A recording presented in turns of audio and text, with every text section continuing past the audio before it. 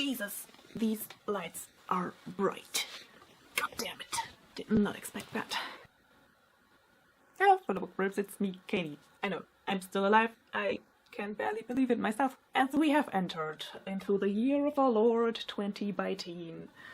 So shall everyone in the world make lists of the shit they loved the year before. So I thought to myself, since we're talking about books mostly on this channel, why not do it also? So this is the video. Katie talks about books she liked the year before this year. Or something. Wonderful books I read in 2018. Welcome. Before we start with the 10 books that I selected, let's talk about statistics, because yeah, statistics and numbers, and I just like that sort of thing, and you know, to keep track of my reading progress, and I thought I'd share it with you. I've read a total number of 80 books the past year. Of these 80 books I read 74 fiction books and only 6 non-fiction books. And I feel like I personally disappointed Olive from the book Olive. I read 21 audiobooks, 12 hardcovers, and 47 paperbacks, which tells you a lot about me, because paperbacks are cheap, like me. I read 9 children's books, 23 YA novels, and 48 adult books. Star rating wise, I had 6 1-star reads past year, 13 2-star years, 13 2-star books, 20 3-star books, not years, books, 29 4-star books, and 11 5-star books, and 1 without rating, which makes an average star rating of 3.3 stars. In total, I read 23,112 pages, which makes an average page count of 391.7 pages per book, and I've listened to 283 hours and 30 minutes, or 11 days, 19 hours and 30 minutes of audiobooks, which makes an average length of 13 hours and 30 minutes per audiobook. So that were the stats. So let's go into the list of books that I've selected to, you know, represent my reading for 2018. I don't know, like, I didn't really put that much thought into it. I selected books that I did not necessarily even give 5 stars. I selected books that I really liked the experience of reading for some reason or other, and they kind of stayed in my mind. I don't know, like I keep thinking about them in some way or another, so I select the books like that. Yeah, okay, so let's go. The first on my list, I select the Rivers of London series, which I re-listened to on audiobook this year, and the, of course, 7th book came. I don't know, Peterfreund is such a wonderful character, and Cobner Holbrook-Smith really does a phenomenal, great job of bringing these characters to life and, you know, giving them a voice, and so much fun to listen to, and I really, really fucking just love these characters with all my heart, and yeah, so I have a hard time talking about them rationally. If you want to read some urban fantasy with some really great representation, because, you know, Peterfreund is a black character himself, and there are tons of characters and of different ethnic backgrounds and different religious beliefs, and if you want to, you know, have that in your reading, then I would definitely recommend you check out the series. Since we're talking about audiobooks, I've also listened to The Amulet of Samarkand by Jonathan Stroud, which is the first book in the what is it called, Bartimaeus series. I just really love Bartimaeus and Nathaniel and their dynamic and the world, and I also, although he is very flawed, he's a very, very flawed character, I really like Nathaniel and his ambition. I love Bartimaeus' voice. The narrator really did a great job of bringing Bartimaeus, you know, alive, and it's just so much fun. Now on to the only other book, which I don't have in physical form with me because I borrowed it from work, is Homegoing by Yaa Gyasi. I finally managed to read this book. I've read it in German because it came out in October, I think. I've heard a lot of great things about this book, and they were absolutely true, because this book is phenomenal. It follows the family lines of 2 sisters who never meet. One of them marries a English conqueror, I think, or a slave trader in Ghana, and one of them gets shipped to America as a slave. In each chapter we follow one of the family members of these lines and from Ghana in 1700 something to present day, and it's just glorious. It is the history of, you know, people or peoples told through the history or through the lives of individuals, and that is just it's just done very, very well, because even though you spend just so little time with each,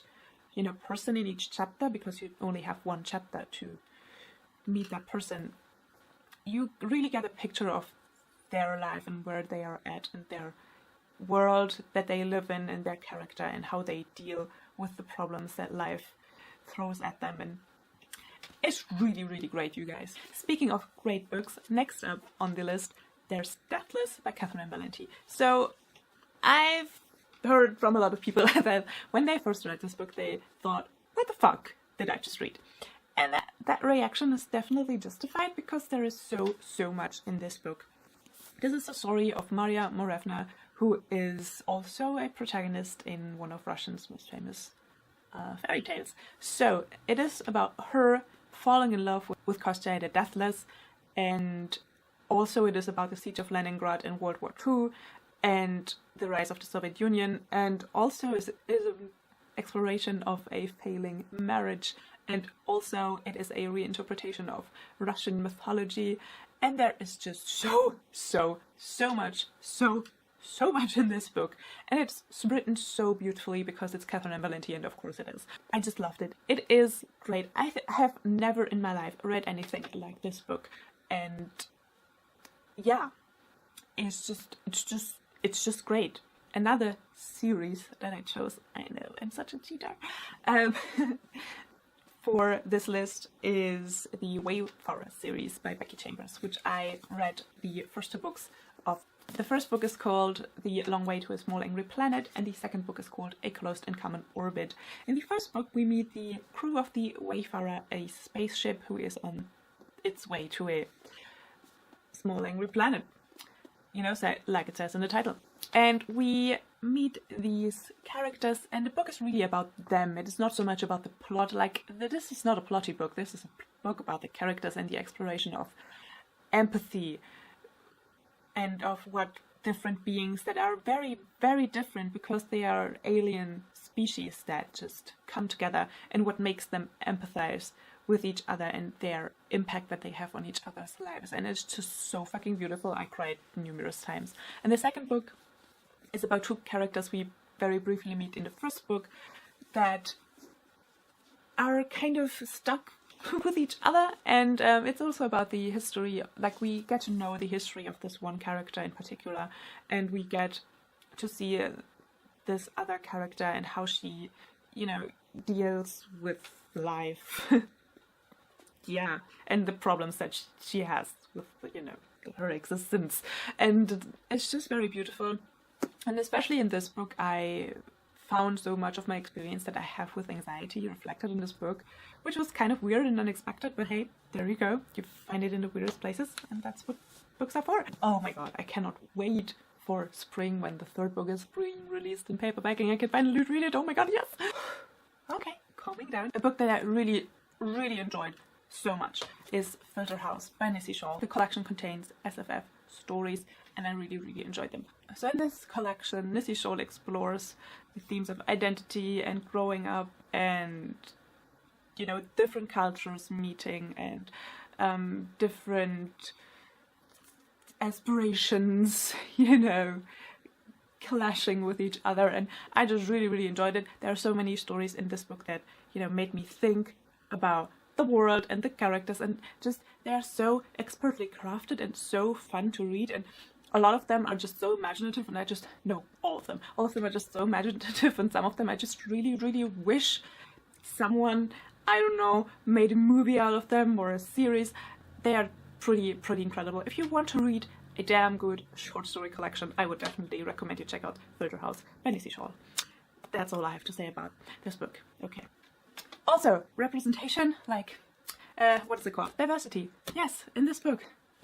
A lot of characters of color, a lot of characters with different ethnic backgrounds and different religious beliefs. So if you, go support Nisi Shawl. He's an excellent writer. Now onto a book which I did not expect for it to end up on this list, because I did not have a good experience with this author in the past, and that is A Short History of Nearly Everything by Bill Bryson.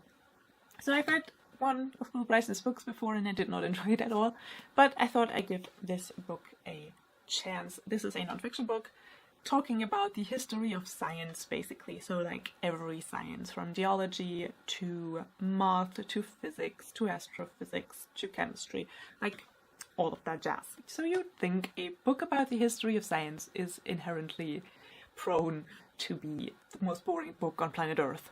But you're wrong, because Bill Bryson just managed it through his writing to really make the subject entertaining.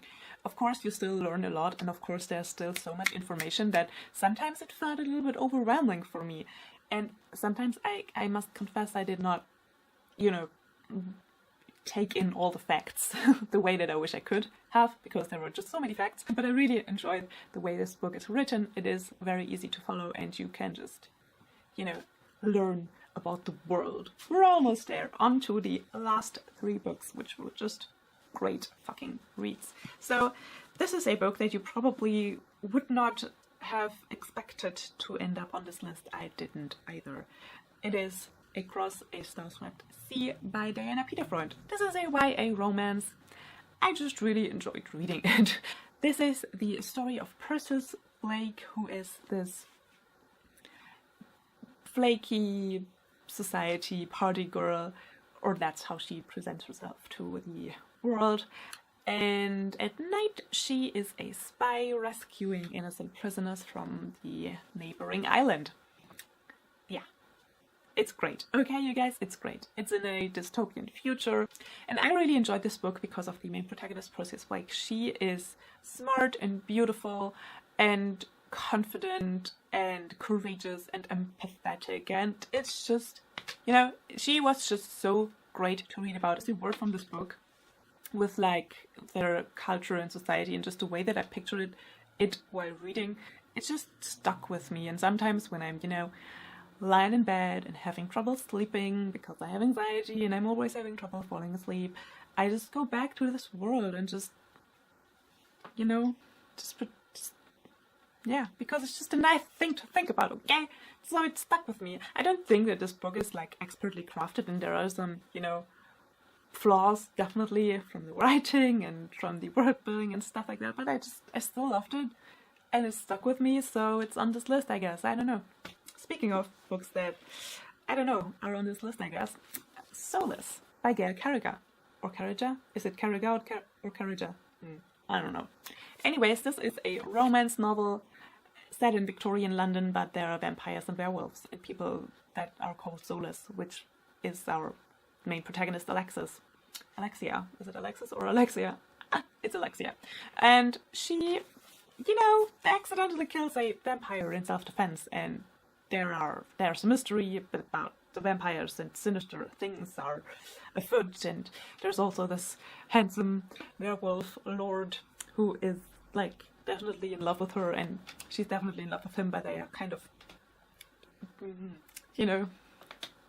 there are lots of make-out sessions, and it's just fun, okay? Sometimes I really want to read these books where I can analyze the shit out of them, and sometimes I just want to read a fucking romance book, okay? That's what it is. And on to the last book. You nearly made it, and me too, so I guess, yay. So the last book on this list is The Lives of Locke Lamora by Scott Lynch. This is a fantasy novel set in the fictional city of Camorra, and we meet Locke Lamora and his friends of, they call themselves the Gentleman Bastards, and he's a con artist. They basically spend their days, just robbing their aristocracy, and but then some other person enters the city and just fucks everything up, and that's the story. I enjoyed every aspect of this book. The world is so creative, the word building is so great, the writing's great, the characters are great, everything in this book is fucking great. This book is amazing. If you want to read a interesting, also interestingly written and different kind of fantasy book, then I would definitely suggest you check out The Lies of Locke Lamora, but only the first book. The other ones are not that great, okay? Just read the first book. Trust me on this, you guys. Trust me. So that's it. Yay! We made it to the end of this video. Congratulations. Well done. Have a cookie. That was it for today. I hope you enjoyed this video in some way, shape or form. I don't know. Maybe. If you did, let me know. I hope you had a wonderful, wonderful start to this new year, and I hope this year has a lot of wonderful things for you to discover. I hope you're having a wonderful, wonderful day. I hope there's a wonderful, wonderful year ahead of you, and I will see you soon, I guess. I don't know. Bye.